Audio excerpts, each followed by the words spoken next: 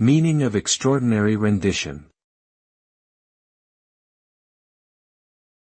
Extraordinary rendition.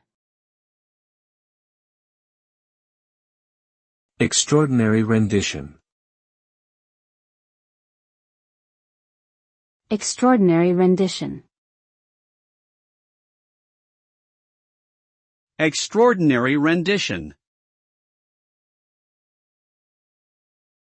Extraordinary rendition refers to the practice of forcibly transferring foreign citizens suspected of terrorism or other criminal activities to countries where they can be interrogated and detained without any legal protection. This controversial technique has been widely criticized for its potential to violate human rights and international law, as it often involves the use of torture and other forms of abuse. As a result, many human rights organizations and legal experts have called for the abolition of this practice, arguing that it undermines the fundamental principles of justice and due process.